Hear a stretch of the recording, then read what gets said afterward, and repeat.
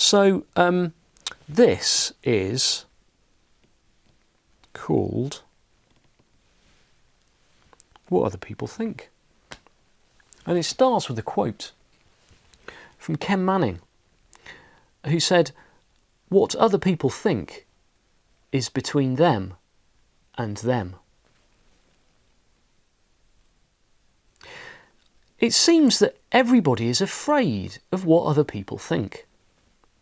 Whether it's being mortified by a publicly misbehaving child, tailoring how we come across on social media, or even staying in the wrong career because of what family or colleagues would think if we leave. It's one of the most common ways that I see my clients limiting their lives. Let's be perfectly clear right from the outset, these are all stories created by the mind. We don't know what other people think. And even if we did, they're the ones experiencing those thoughts, not us. To demonstrate this, let's do a little experiment. Hard as it may be, think of someone you dislike. If you're watching live, you can do this. In fact, if you're watching the replay, you can do this. Let's do this. Hard as it may be, think of someone you dislike. Now imagine them doing something you can't bear. In your head, get mad with them. Really dial up your annoyance and wish them the very worst. Now tell me, how did they feel right now? And you?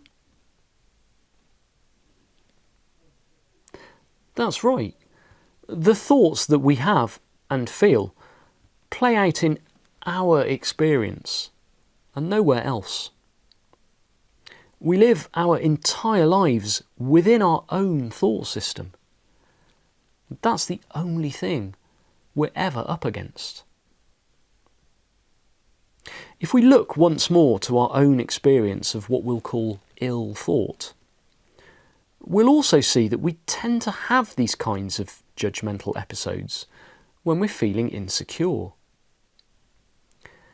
In a low mood, taking the mind's thinking seriously, it honestly feels like the world and that person is out to get us. We feel separate, alone, scared even. When our mood is more buoyant, however, we're far more likely to feel at one with life and to see that others are human too. They're up against their own thought system, not our actions.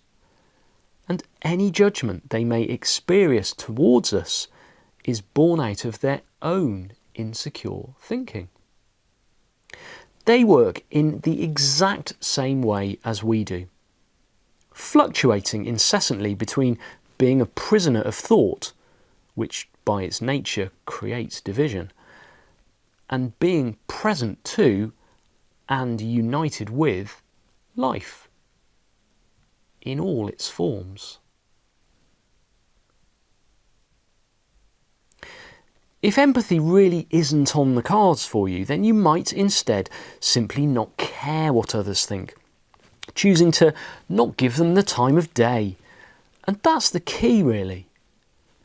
In a very straightforward, practical sense, while it's essential to listen to our intuitions about what's best not only for us, but also the society that we are inseparable from, any time that's spent second-guessing our actions because of what others might think is time that is simply wasted. Why not commit to catching yourself when you're lost in analysis and judgment?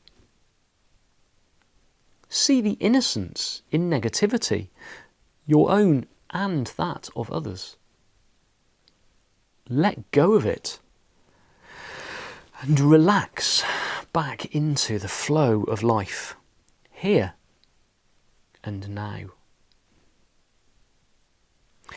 Free from the unnecessary burden of expectation.